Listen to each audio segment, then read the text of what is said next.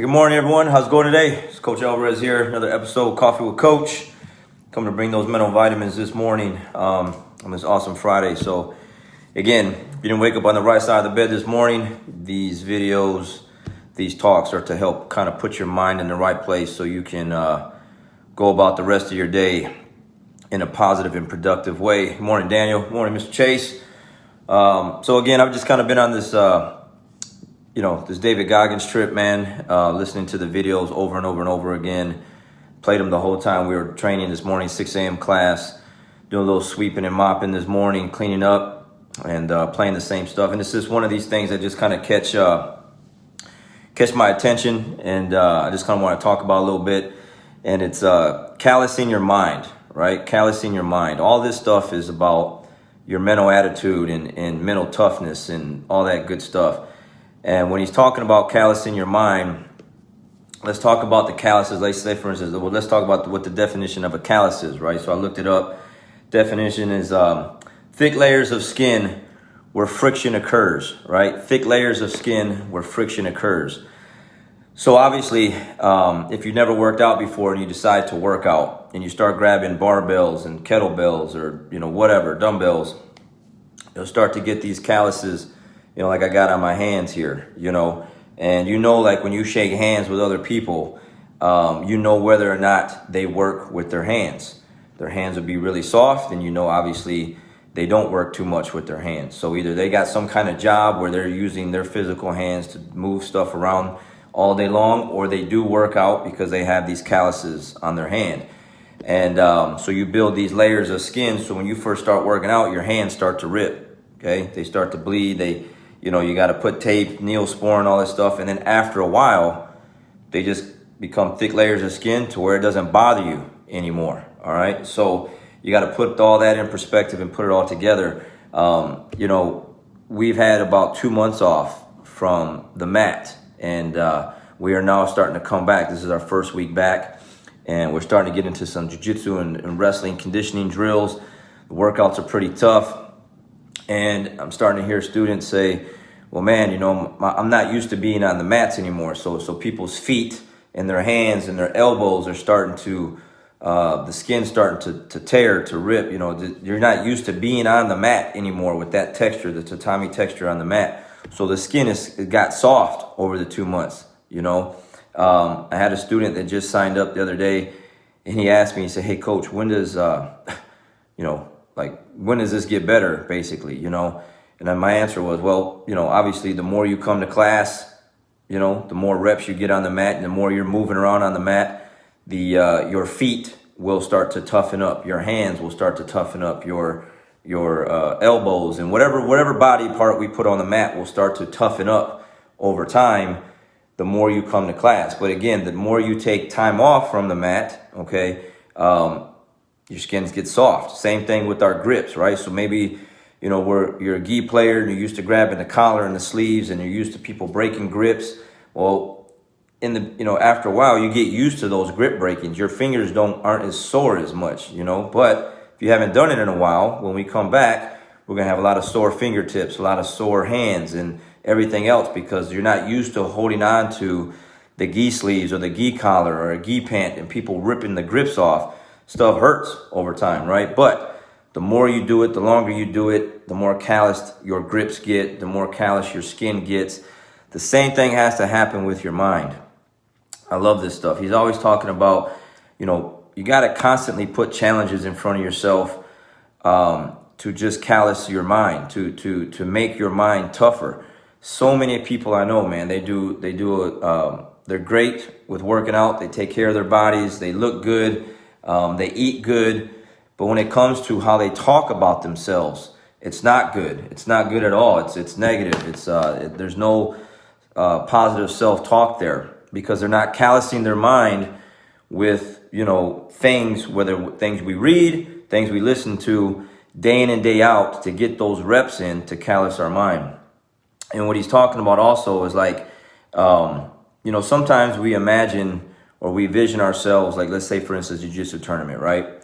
And we want, let's say regular worlds or master worlds, or just pick a tournament that you want to do. And you want to vision yourself winning those matches, putting your game plan in place, and then winning and taking home the gold medal. But do you put yourself in the suffering that it's going to take to get to winning those matches and winning that gold medal? What are you going to put yourself mentally in those tough rounds, in those runs, in those workouts, in those Shark Tanks on the mat where it's just like a fresh new person every couple minutes or every 30 seconds or whatever?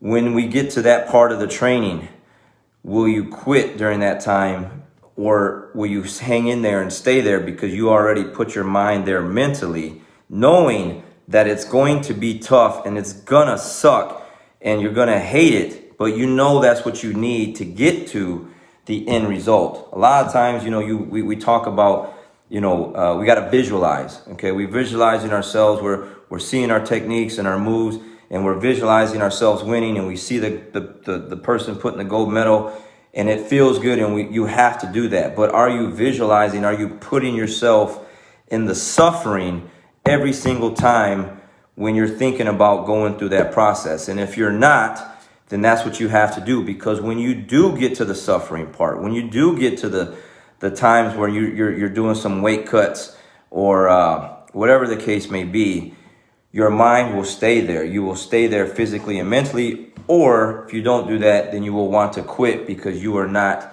there mentally. You didn't put yourself there beforehand. So callousing your mind, building up thick layers of, just toughness to deal with the things that you have to deal with day in and day out. Now, it could be just whatever, life. I feel like jiu-jitsu has helped me callous my mind to deal with the pandemic that we're all going through. I feel like, it sucks. And I want to train jiu-jitsu, and I want to have things back to normal.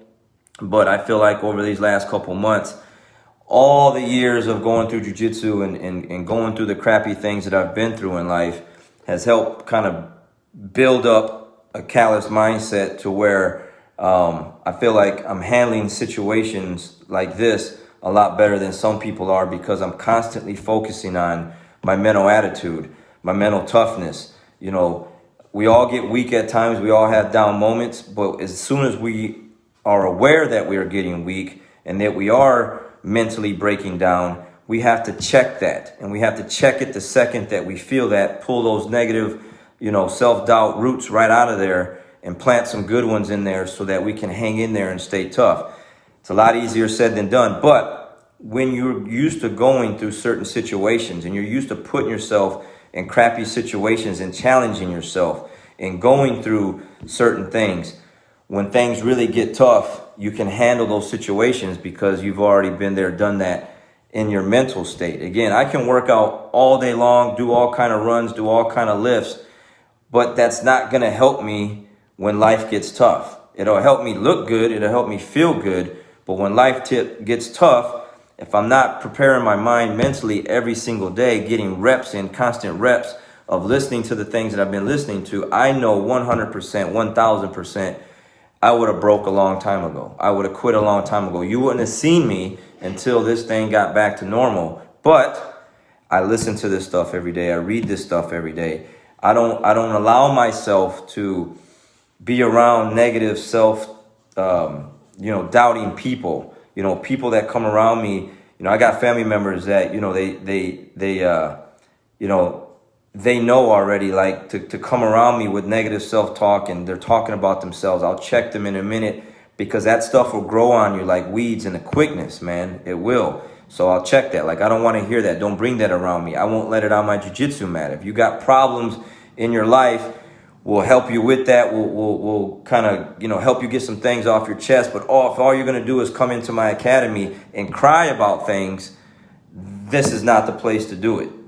Go back in your car, cry about them, and then when you feel better, come back into my academy, then we can all get to work. But that will quickly spread like wildfire on my mat. So I don't allow that stuff on my mat. I need people that are going to be able to push through mentally so that we all can have a great workout session and a great training session. But if everyone in there is complaining about how bad our day is and how life sucks, man, we'll never get anything done. So callous in your mind. Again, thick layers that build up over time from friction.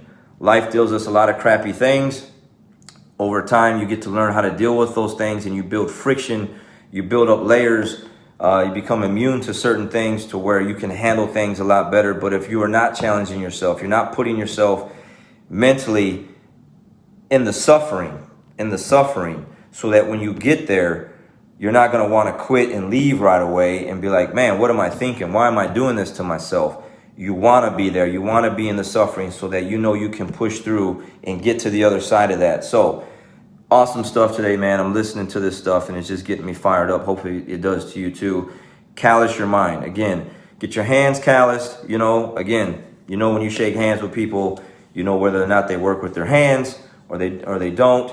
You got to callous, just like your hands got to get calloused, in your feet and your hands and your elbows, just like your ear. Okay, I got the cauliflower ear. Over time, it doesn't bother you. Every now and then it'll flare up, but my ear is obviously used to that because of all the friction that I've put through it, rubbing on the geese and people choking me and everything else. Where's your mental callus at? All right, callous your mind mentally. Get in there in the suffering, and so when things get tough, you do not break. You do not want to quit, give up. Too many people depend on you. Too many people need you. So callous that mind. All right. So I got things I got to do just like you do. So you guys have a great rest of the day, and we'll talk again next time. Later.